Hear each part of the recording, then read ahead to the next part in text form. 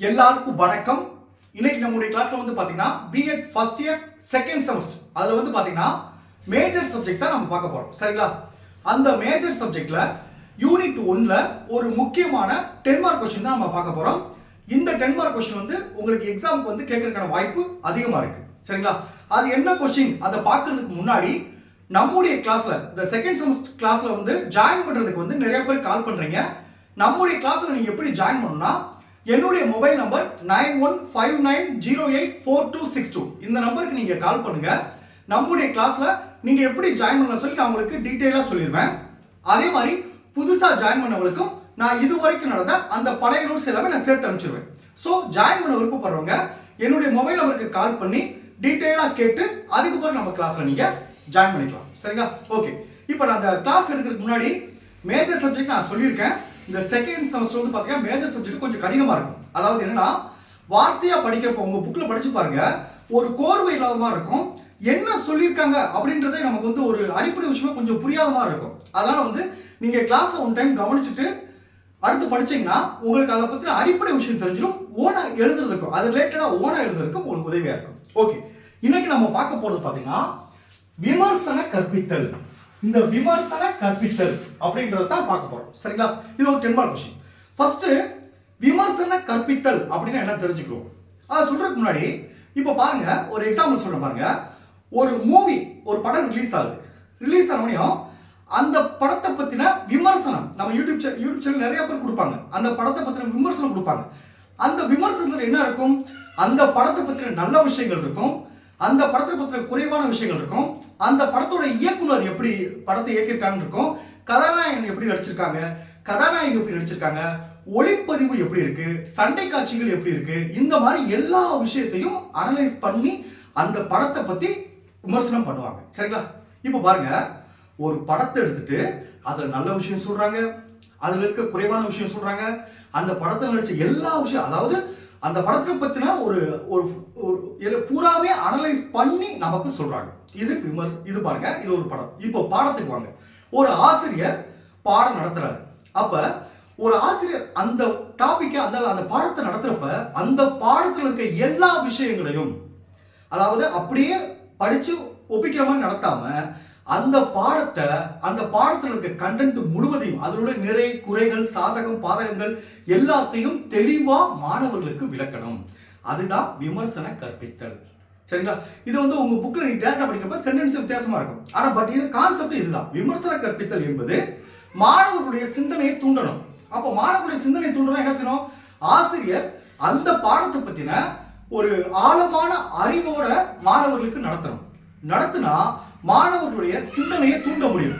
அதே மாதிரி மாணவர்களுடைய விமர்சனம், அதாவது என்னன்னா ஆசிரியருக்கும் மாணவருக்குமான அந்த உரையாடல் இருக்கணும். ஆசிரியர் நடத்துறாரு அப்படியே நம்பி அப்படியே எக்ஸாம் போயிடறாங்க. சரிங்களா? இப்போ என்னன்னா, இப்போ நம்ம பாரம்பரியம் எப்படி இருக்குன்னா, ஆசிரியர் சொல்றது தான் மாணவர்கள் முழுமையாக கேட்கறாங்க. அப்ப ஆசிரியர் வந்து அவருக்கு தெரியும் நம்ம சொல்றத மாணவர்கள் கேட்கறாங்க.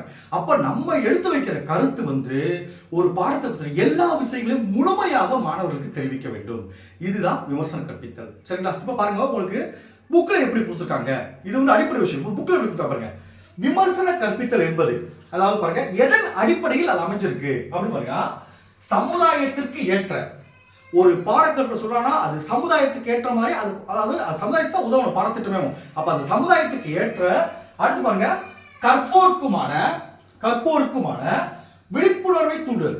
கற்போருக்கான விழிப்புணர்வையும் தூண்டணும்.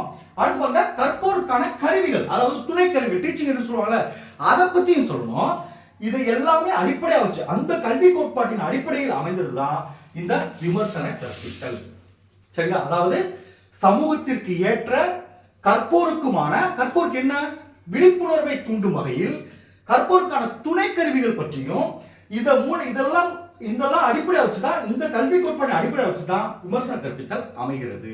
இப்போ உங்களுக்கு விமர்சன கற்பித்தல் புரிஞ்சுச்சா? அடுத்து பாருங்க, இந்த உத்திகள், அதாவது இந்த விமர்சன கற்பித்தல் சிறந்ததா இருக்கணும்னா, அதாவது நான் சொல்றேன், மாணவர்களும் அதை பத்தின கேள்விகள் கேட்கணும், மாணவர்களும் அதை பத்தின நிறை குறைகளை சொல்லணும் ஆசிரியர் நடத்துறத.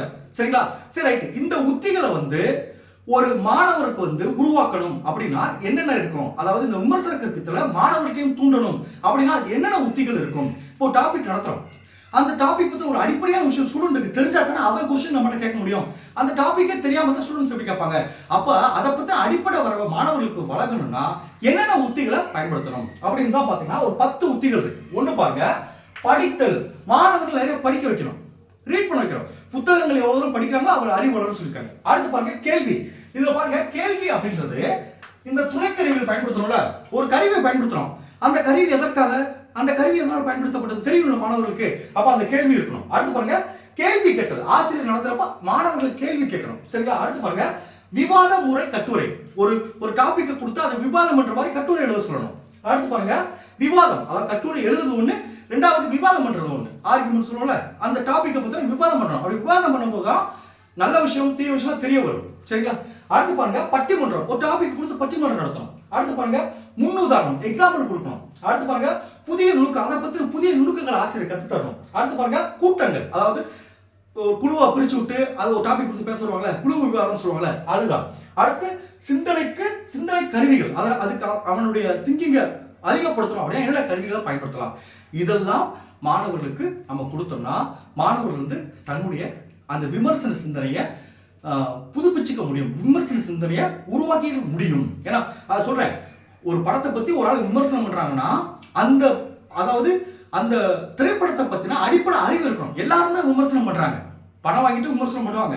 அதனால ஒரு சிறந்த விமர்சகர் அப்படின்னு சொல்லுவோம்ல, அதாவது நேர்மையா விமர்சிக்கிறாங்கன்னு சொல்லுவாங்கல்ல, அந்த மாதிரி தான் ஆசிரியர் இருக்கணும். இப்போ உங்களுக்கு புரிஞ்சுச்சா? ஃபர்ஸ்ட் ரைட், இப்போ விமர்சனத்துக்கு பத்தில நான் உங்களுக்கு புக்ல கொடுத்த அந்த சென்டென்ஸ் நான் இப்போ படிக்கிறேன், உங்களுக்கு ஈஸியா புரியும். சரிங்களா? இப்போ பாருங்க, விமர்சன கற்பித்தல் பொருள். அது பாருங்க, சமூகத்திற்கு ஏற்ற கற்போருக்கான விழிப்புணர்வை தூண்டும் வகையில். நான் சொன்ன பாத்தீங்களா, சமூகத்திற்கு ஏற்ற கற்போருக்கான விழிப்புணர்வை தூண்டும் வகையில் கற்போருக்கான கருவிகள், நான் சொன்ன துணை கருவிகள் சொன்ன கற்போருக்கான கருவிகள் கல்வி கோட்பாட்டின்படி விமர்சன கற்பித்தல் அமைகிறது. இதோட அடிப்படை விமர்சன கற்பித்தல் அமைகிறதுன்னு சொல்லியிருக்கேன். அடுத்து பாருங்க, சமூகத்திற்கு ஏற்ற எதேச்ச அதிகாரம் இங்கு அமைய பெற்றிருக்கிறது. ஆசிரியர் கற்பிப்பதை சிறந்ததாக கருதப்பட்டு ஒரு செயல்பாட்டு செயலுடன் வகுப்பியல் கற்பித்தல் சொல்ல அமைகிறது. ஆசிரியர் நடத்துறதா சிறந்தது நினைச்சு நடந்துட்டு இருக்கு, அதுதான் நடக்குது எல்லா வகுப்புலையும். அடுத்து பாருங்க, முக்கியமான பாக்ஸ் கொடுத்துருப்பாங்க, ஆசிரியர் அளிக்கும் தகவல்களை மாணவர்கள் ஏற்றுக்கொள்ள வேண்டும் என்றது தற்போதைய நிலை. ஆசிரியர் நடத்துறதா மாணவர்கள், இப்ப அதுதான் தற்போதைய நிலை. அப்ப பாருங்க கல்வியாளர்கள், அப்ப ஆசிரியர்கள் என்ன, கல்வியாளர்கள் என்பவர் சமூகத்தை மாற்றி அமைப்பதற்கான ஒரு திறவுகோலாக இருந்து செயல்படுவதற்கு விமர்சன கற்பித்தல் கோட்பாடு அவசியமாகிறது. அடுத்து பாருங்க, சமூக வேறுபாடுகள் கல்வியால் தகர்க்கப்படுகிறது. இதுதான் விமர்சன கற்பித்தல். அடுத்து பாருங்க, விமர்சன சிந்தனை வளர்ப்பதற்கான பொது உத்திகள் ஒரு 12 உத்திகள். இப்ப சொன்ன பாத்தீங்களா, ஒண்ணு பாருங்க படித்தல், 2 கேள்வி, 3 கேள்வி கேட்டல், 4 விவாத முறை கட்டுரைகள், 5 விவாதம், 6 பட்டிமன்றம், 7 முன்னுதாரணம், 8 புதிய நுணுக்கம், 9 கூட்டங்கள், 10 சிந்தனை கருவிகள், 11 நாடக நடிப்பு, 12 எழுத்து பின்னூட்டம். இந்த 12 பத்தி தான் உங்களுக்கு எல்லாமே பாயிண்ட் வைஸா கொடுத்துருப்பேன். பாருங்க, படித்தல் பாருங்க, அதுல ஒரே விஷயம் தான், சிந்தனை வளர்ப்பதற்கு பாடநூல் வாசிப்பு மாணவர்களுக்கு அறிமுகப்படுத்தும் பொழுது புதிய கருத்துக்கள் அவைகள் அடிப்படை அறிவுக்கும் அனுபவத்திற்கும் ஏற்றதாக அமையும், படிக்க விடணும். ரெண்டாவது பாருங்க கேள்வி, இது 2 பாயிண்ட் இருக்கு. முதல் பாயிண்ட் பாருங்க, மாணவர்களுக்கு அளிக்கப்படும் கற்பித்தல் துணைக்கருவிகள் பல கேள்விகளை எழுப்புவதாக அமையப்பெறும். செகண்ட் பார்ட் பாருங்க, சிக்கலான சிந்தனையின் அடிப்படையில் கொடுக்கும் வினாக்கள் அறிவு நிலையை விரிவுபடுத்துவதாக இருக்கும். அந்த சிக்கலான சிந்தனை ஒரு சொல்யூஷன் கொடுக்கு, ஒரு ப்ராப்ளம்ஸ் கொடுக்கிறது. சரிங்களா? அடுத்து பாருங்க கேள்வி கட்டல். ஒண்ணு பாருங்க, மாணவர்களிடம் கேள்விகள் சிந்தனையையும் உண்மையும் மிக ஆழமாக வெளிப்படுத்துவதாக அமையும். ஒரு கேள்வி கேட்டா அவன் எந்த அளவுக்கு புரிஞ்சிருக்கானே தெரியும். அடுத்து பாருங்க விவாத முறை கட்டுரைகள். இதுல 3 பாயிண்ட் கொடுத்துருக்கேன். ஒண்ணு பாருங்க, கட்டுரைகள் காரண அடிப்படையில் பாதுகாக்கும் திறனாய்வு கூற்றுகள் மற்றும் தாக்கங்கள் உண்மையின் நிலையில் உருவாக்கப்படுகிறது என்று பாருங்க. முற்போக்கு கருத்து அடிப்படையில் இருக்கும் கட்டுரை மாணவரை ஆழமாக சிந்திக்க வைக்கும். மூணாவது பாருங்க, எழுதப்பட்ட ஒப்படைவுகள் மீள் தேர்வுக்கும் சிக்கலான சிந்தனைக்கும் உள்ளார்ந்ததாக இருக்கும் சொல்றாங்க. அடுத்து பாருங்க விவாதம், வகுப்பறை விவாதம் மாணவரின் முற்போக்கு சிந்தனையை வெளிப்படுத்தும். 2 பாருங்க, வகுப்பறை விவாதத்தில் மாணவர்களின் சிந்தனைகளை வெளிப்படுத்த முடியும் சொல்றாங்க. அடுத்து பாருங்க பட்டிமன்றம் மாணவர்களின் அறிவு நிலையை வெளிப்படுத்துவதற்கு ஏதுவாகிறது. 2 பாருங்க, சிக்கலான புதிரான சிந்தனைக்கு பட்டிமன்றம் மிகவும் அவசியமாகிறது. 3வது பாருங்க, கிரீன் அண்ட் ஹிலக் என்பார்கள், 2 பேர் கிரீன் கிளக் என்பவர்கள் மாணவர்களின் மனப்பான்மை என்பது பட்டிமன்றத்தின் பழமை என்று குறிப்பிட்டுள்ளார். அந்த 2 பேரும் 1 மார்க் क्वेश्चनல கேட்கலாம். அடுத்து பாருங்க முன்னுதாரணம், இது 2 பாயிண்ட் கொடுத்திருக்கேன். ஒன்னு பாருங்க, ஆசிரியர் பயிற்றுனர் நம்ப முடியாத அளவிற்கு சிக்கலான சிந்தனையை மதிப்பிடுதலில் முன்னுதாரணமாக இருக்க வேண்டும். ரெண்டு பாருங்க, அவர் செய்யக்கூடிய ஒவ்வொன்றையும் பார்த்து மாணவர்கள் அதை போலவே செய்ய தூண்ட வேண்டும். ஆசிரியர் எப்படி எந்த அளவுக்கு திறமையா இருக்குன்னு சொல்ல வராங்க பாத்துங்க. 8ஆம் பாருங்க, புதிய நுணுக்கம். இதுல ஒரே ஒரு பாயிண்ட் தான். புதிய நுணுக்கம் என்பது மாணவர்களின் செயல்பாட்டை தூண்டுவதாக அமைய வேண்டும். அடுத்து 9 கூட்டங்கள் பாருங்க. கூட்டங்கள் என்பது ஆசிரியர்களும் மாணவர்களும் பலவித பயன்களை பெறுவதாக அமைய வேண்டும். அதுல உங்களுக்கு முக்கியமான 3 விஷயம் கொடுத்துருக்காங்க பாருங்க. ஒன்று பாருங்க, குழு விவாதத்தில் அதிக மாணவர்கள் பங்கு பெற வைக்க வேண்டும். 2 பாருங்க, அதிகப்படியான மாணவர்களை ஊக்குவித்தல் என்பது வகுப்பறையின் தாக்கம் அதிகப்படுத்துதல். அடுத்து பாருங்க, மாணவர்களின் அறிவுத்திறனை வெளிப்படுத்துவதற்கு ஒரு வாய்ப்பு. சரிங்களா? அடுத்து சிந்தனை கருவிகள். இது 2 விஷயம் இருக்கு பாருங்க. உண்மையற்ற சூழல்களும் மாணவர்களின் தனியார் வேற்றுமையின் மூலம் அறிந்து கொள்ள முடிகிறது. அடுத்து பாருங்க, நாடக நடிப்பு. மாணவர்களுக்கு பல பங்கேற்புகளை வழங்கும் போது அனுபவங்கள் பெறுகிறார்கள். கடைசியா பாருங்க, எழுத்து பின்னூட்டம். மாணவர்களுக்கு கட்டுரை எழுதும் பழக்கம் வகுப்பறைகள் கொடுக்கும் போது மறுதேர்விற்கான சாதன பாதக விளைவுகளை எழுத்தாற்றல் பின்னூட்டத்தின் மூலமாக சிக்கலான பகுதிகளை அறிந்து கொள்ள முடியும் அப்படின்னு சொல்றாங்க. சரிங்களா? இதுதான் கொடுத்துருக்காங்க. அடுத்த கிளாஸ்ல இந்த ஆசிரியர் கல்வி, இதன் தேவையும் தாக்கங்களும், அடுத்து வகுப்பறையில் விமர்சன கல்வி 5 படிநிலைகள் உள்ளது. இந்த 2 டாபிக்கும் அடுத்த கிளாஸ் நடத்துறேன். Okay, thank you students.